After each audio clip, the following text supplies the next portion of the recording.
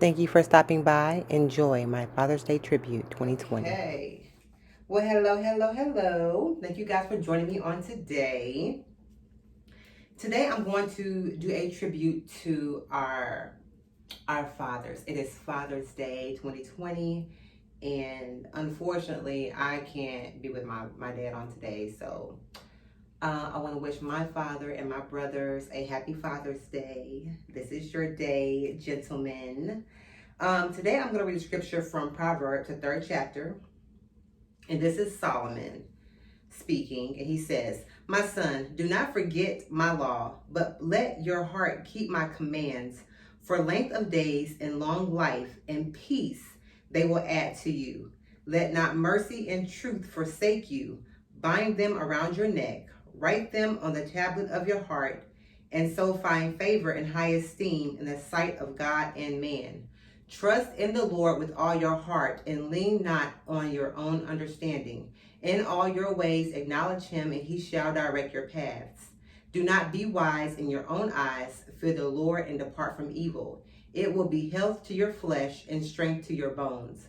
Honor the Lord with your possessions and with your first fruits of all your increase. So your barns will be filled with plenty, and your vats will overflow with new wine. My son, do not despise the chastening of the Lord, nor detest his correction. For whom the Lord loves, he corrects, just as a father, the son in whom he delights. Happy is the man who finds wisdom and the man who gains understanding. For her proceeds are better than the profits of silver, and her gain than fine gold. She is more precious than rubies, and all the things you may desire cannot compare with her. Length of days is in her right hand, and her left hand riches and honor. Her ways are ways of pleasantness, and all her paths are peace. She is a tree of life to those who take hold of her, and happy are all who retain her." And I'm going to stop right there. I just read the first 18 verses of the third Proverbs. Okay, so yes, today is Father's Day, and I want to honor the Black fathers on today. So here's my take when it comes to the Black man. The Black man wakes up in the morning and he says, "I have a family to provide for. I have a wife that I love. I have children that I love. And my desire, my heart's desire, is to make sure that they have what they need." When that Black man wakes up, he says, "I have the world on my shoulders. I have to face the world when I exit that door." So when he goes out there, he has people that are going to tell him that he is no good. His boss is going to tell him possibly you're going to get fired because you don't have the credentials, you don't have the education, you don't have what we need. We found someone better than you. So the Black man has to face this as he exits out the door in the morning. Okay, then he gets in his vehicle, he goes to the store, and he realizes that after a long day of work that he has to also provide for his family. So he gets in the line, he gets in the grocery line. He may not have all the monies that he needs to pay for the groceries, but he brings home what he can. So when he comes home to his castle, and in his castle is his wife and his children. So when he comes home, he brings home what he can. The wife is either going to do one of two things. She's going to praise him for a job well done, or she's going to condemn him for not meeting her standards or not doing better than he should. So I want to uplift the Black man on today. And I want to let you know that as a Black man, you are faced with a lot of trials. You are faced with a lot of tribulation. You are seen as not good enough. You are seen as, we can do better than this. And you have so much temptation, so much heaviness, so many burdens against you, all because you wake up and you're a Black man. So on today, I just want to praise you. I want to tell you thank you. Thank you for putting up with a Black woman like me who comes to you and says, you got to do better. You got to fight harder. You have to, I'm putting all that pressure on you. As I put all that pressure on you, instead of you backlashing at me, instead of you telling me that I'm not worthy, instead of you telling me that I'm no good, instead of you telling me of all the things that you're up against, you go out there and you push harder, and you push more and more hard. So I appreciate you, Black man, on today. I appreciate you by choosing to say, you know what, I love my children, I love my lady, and I'm going to make sure that they have what they need. I appreciate you for waking up and saying, you know what, I know it's going to be tough, But instead of me running away from my responsibilities, I'm going to just face life head on and I'm going to do my best. I appreciate you black men for doing that on today.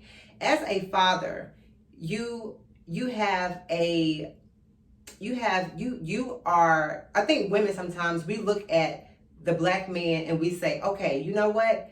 You have to look like, we're trying to find God or Christ in that black man. And we can't do that. So yes, is it that man's job to look like and imitate Christ? Yes, it is.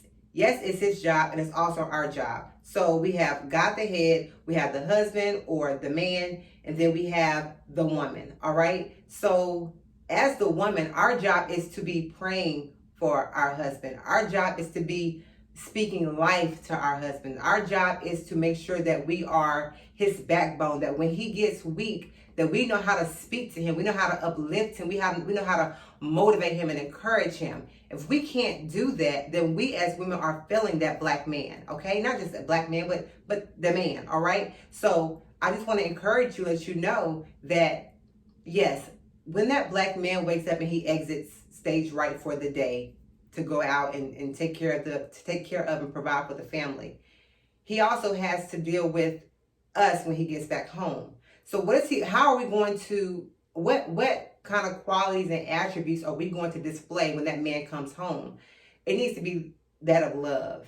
We have to demonstrate love to that black man. We have to speak life to that black man, all right? So I just want to let you know that black men, you're doing a great job. I hate when I check my social media news feed or I turn the news on and I see that a black man is being harassed for trying to take care of his family. I see that a black man is being harassed for trying to just waking up being black. I hate it. I really do. But as a father, we look for you to protect. We look for you to love. We look for you to be a shoulder to cry on. We look for you to help take care of the children. Today I went to several different services and I was looking for that one service that really talked about, how a woman needs to speak to a man and add life to that man. And it was the first service that I went to where I was able to hear those words on today, which was really, which was great because yes, a man is a man who, like I said, walks after Christ. But I believe that we have to also understand that as women, I know sometimes, me and my friends, we may say Happy Father's Day to each other, but the reality is we can't be fathers. I don't have the quality or the role that it takes to be a father. I don't.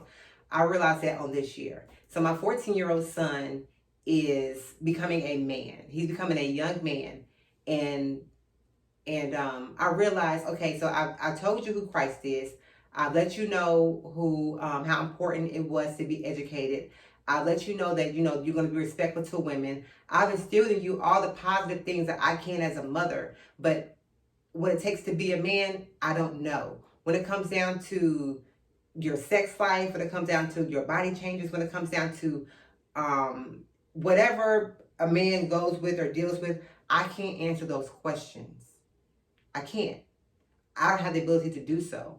So it takes that man to be in that child's life in order to instill certain qualities in that child. Just like for my daughter loves to imitate me, but I can't tell her, I can tell her all that she's beautiful. But for me as a mom to tell her that she's beautiful, it doesn't sit the same as with her father saying that she's beautiful.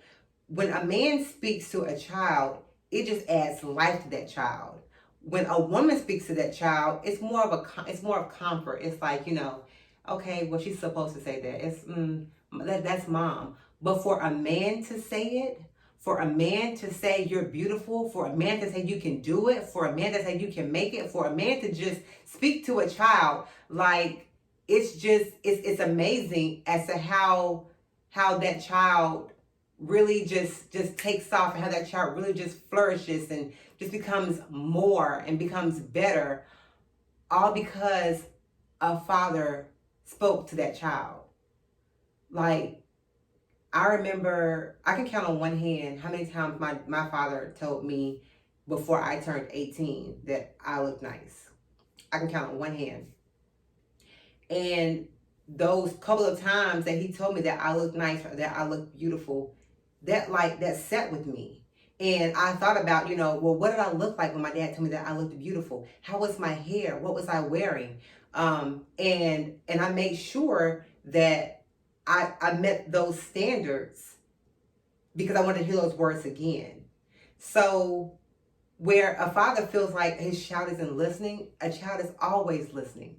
They're always listening. They're always taking in what it is that you're saying. They hang on to a man's every word. Think about it. Just like the fathers that may be considered absent in their child's lives, but may come and pick them up, during the summertime or on the weekends or a couple of times a month. Like, those children look forward to being able to see daddy. There's something about seeing dad. I don't know what it is, but even like my little baby knows that his big brother's coming home. He has a different kind of attitude, a different kind of swag. He's just different. And I'm just like, and I told my son the other night, I said, when you come around, the baby acts really weird. He just acts like he has no care in the world. But when it's just he and I, he's more calm, he's more cool, he's more collect. It's like he just knows better. I don't know what it is. I can't tell you what it is. But I just think that it's really, really interesting. So men are needed. Men are protectors. I know that when a man is in my presence and I'm at home, I'm like, I feel safe. It's something about a man. It's something about knowing that man is there. So your presence is necessary. Your words are necessary. Your vibe is much needed. Even in the church, I went to a church where men were the ushers. Men were doing everything in the church. And it's something that you don't commonly see. So that was very noticeable about how active the men were in the church. The fact that we don't have as many men in our communities that are actually on the forefront, it's always the woman. It's always like, it's as if society expects, we expect a woman to do this. But when a man does it, it just speaks volumes, and you catch the attention, you catch the eye of whoever's paying attention. It's like, wait a minute, who's that? Oh, that's John, that's Bill, that's Bob, let's listen. When there's a manly presence, it just changes the atmosphere. It just changes, it changes everything. Men, we need you. We need you in society. We need you in our homes. We need you in the lives of our children. Yes, we know that the world is big and the world is heavy and there's so many things that you're up against. But you can do it. You can do all things through Christ that strengthens you. You're not alone because God is the Father. And as the Father, he loves his child. I just read to you from Proverbs, the 3rd chapter, that Solomon says that God, the Father chastens whom he loves. So when you're out of line, yeah, you're going to be chastised, but it's all in love. And it's necessary. It's necessary because it helps you to grow. And when you can instill that same teaching inside of you that you received from God above, then that helps to solidify a foundation for your child. I am honored to have had my father in my life for all these years. He played an amazing role in our family.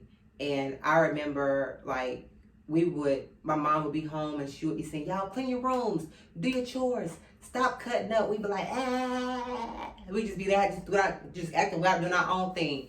Then she'd be like, okay, wait till your daddy get home. Oh, everything stopped. Everything stopped. Mama said, do your chores. Mama said, do the homework. Mama said, do this. Mama said, do that. Why? Because she threw daddy's name in there. You get scared when you hear daddy's name. It's something about a man and his presence.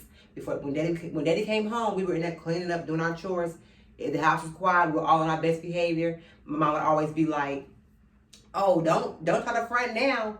Don't act like you're doing your chores now. Keep doing what you were doing before. We be looking like, huh? What's she talking about?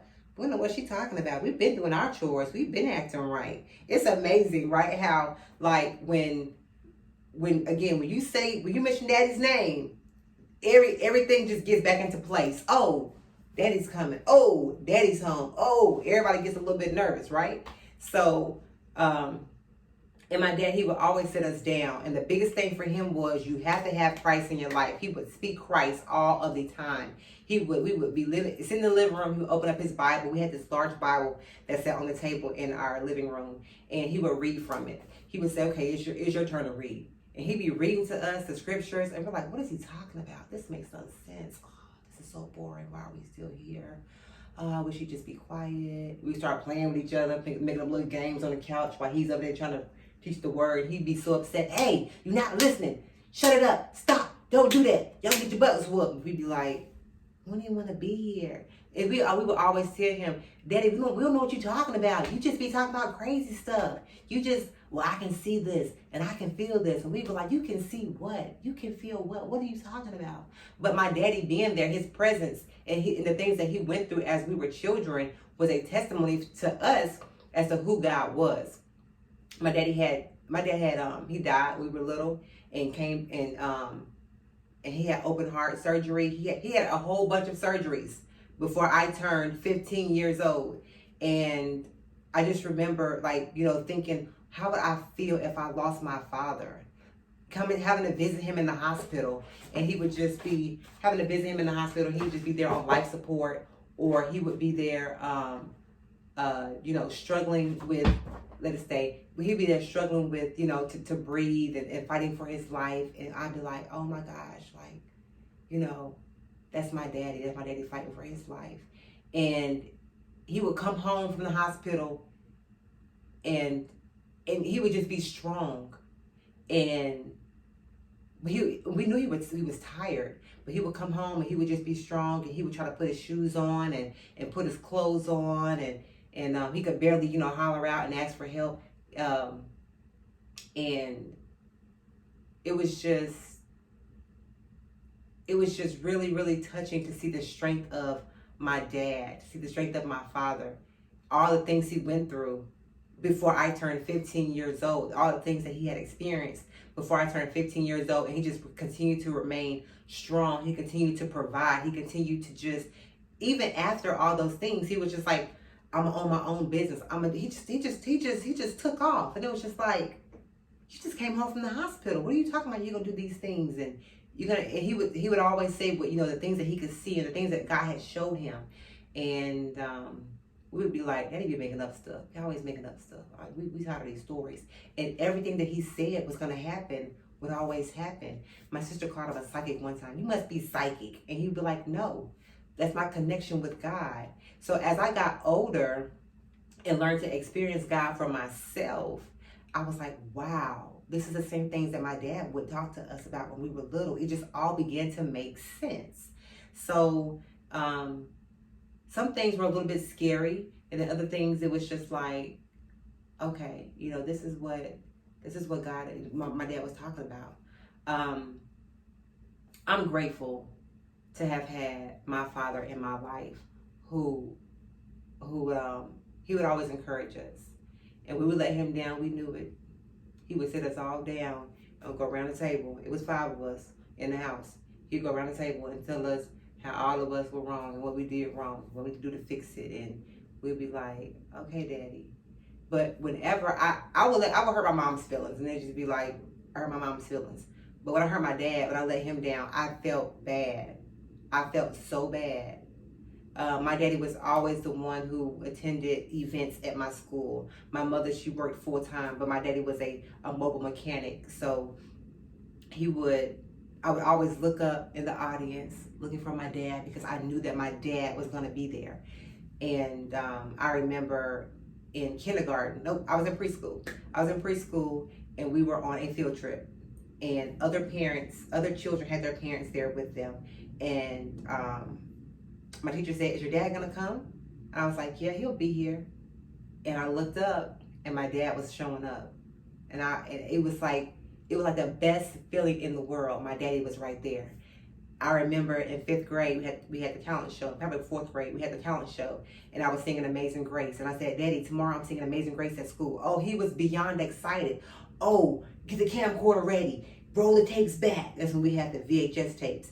Roll the tapes back. Let's get ready. I mean, it was like a big deal. So my dad was coming. I had to look my best. I was like, Mama, I need a new dress because Daddy's coming to record me on stage for the talent show. She's like, okay. So we went out. We got me a dress. And I was so ready. I was so excited. So my daddy came and I peeked around the corner and I could see him setting up his camcorder, this big old camcorder. He was the only one out there setting up on the side. And I came out there on stage and I sang my song. And my heart was racing so fast because I was so excited. And I didn't want him to see how excited I was. So I just, finished my song and left stage real quick. They were clapping on the left stage real quick. But I was just like, my daddy was here.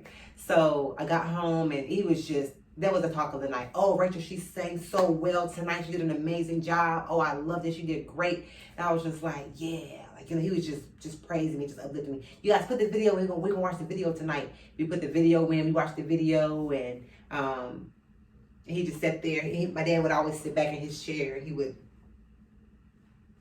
And this is how you do his head. And that meant that he was proud. So I was just like, yeah, look at my daddy, he's proud of me. And it was like, so from that moment, I said, what else can I do to make my dad proud? Were there any other events? I was in high school. Y'all, listen, I was in high school and my daddy showed up. Before he showed up, there was this little skirt that I wanted to wear so bad. He told me, you cannot wear that skirt. It is inappropriate. Remember those skirts that had to split up the front? Okay, well, I wanted to be fast and wear the skirt that had to split up the front because it was just so cute and I looked really cute in it. So this particular day, I snuck the skirt to school. I snuck it out of a bag, went to school, changed, and lo and behold, I'm in the cafeteria hanging out with my ladies. We're having a good time at the cafeteria table. And my dad walks in and he has roses. I'm in high school and my daddy walks through and I'm like, oh, there goes my dad. And I remember the skirt that I had on and he is carrying roses. I didn't know whether I should be happy or I should be afraid because I didn't have the right clothes on. So I was like, Daddy. He didn't even notice the skirt. I think he was more impressed with the fact that he was bringing me roses. So, those little things I hang on to. I'll be 35 this year. But I remember, again, my story began back in preschool. I remember my daddy being there for me, and it meant the world. When I call my daddy now, men don't like the fact that I call my dad. I'll call my dad and say, Daddy, my car's broke down. I need this. All right, baby, I'm on my way. Thank you, Daddy. Daddy, I don't have any money. I need this. All right, baby, what do you need? I'm on my way. You got it. Daddy, I can call my daddy for anything, and my daddy is there. That means the world to me. Now, mind you, my mother is the same way. I can call her, I can say, Mom, I need your help, and she's gonna help me. And it's just like, thank you, Mom. It's like for a mom, it's expected. But when your daddy does it, it just means the world to you. When your daddy says, I got you, it just takes you, it's like, whoa, my daddy's got me. My daddy's coming. I don't know. And I don't know if it's the same for men, but I know for me, as a female, for my dad to be there for me, it means the world to me. I love to brag and say, yeah, my dad's on his way up. Yep, my dad's flying over. Yep, my dad's coming through. My dad's going to be here this week. My dad's cooking. I love to brag on my daddy because I love the fact that he chooses to be there for me all of the time. It means the world to me. I love my daddy. I'm not a daddy's girl. That's my little sister. She's a daddy's girl. I'm a mama's girl. But I know that I can call on my daddy and my daddy's going to have my back. I can call on my daddy and I could be all the way wrong. My daddy's going to have my back, and that means the world to me. So again, men, your words, the things that you do, we hang on to that. Little do you know, we're listening. We hear you. We see you. We're watching. We care. We do. I know my baby boy, he loves to say, or my oldest son says, Mama, I wish I got to know my dad. I do too. Because I had my dad in my life, and I know the benefit I had of having my dad, of still having my father in my life. I know what that feels like. So to any man out there who decides that, I don't want to be in my child's life, as a grown old woman, I'm telling you that you being there matters so, so much. It means the world. If anything happens to my daddy, I'm going to go crazy because my daddy is my daddy. That's my daddy. That's my man. That's my dude. He just means the world to me. So I'm sure many of you can relate when I say that, to have that daddy there, to be able to say, that's my dad. That's my daddy. I'm going to call my daddy. I'm going to tell my daddy. It just means the world. It means so much. So I encourage you to just continue to strive and continue to do what it is that you're doing and continue to be the asset that you are in your children's lives because it means the world to us. It really does. So I'm honoring all you black men on today who get up in the mornings, again, put up with a woman like me, put up with those babies, put up with things for the job, put up with the police officers, put up with waking up black in the mornings. I'm honoring you on today because today is your day and you mean the world to us. That's my take on this beautiful Father's Day. Lady Mo out.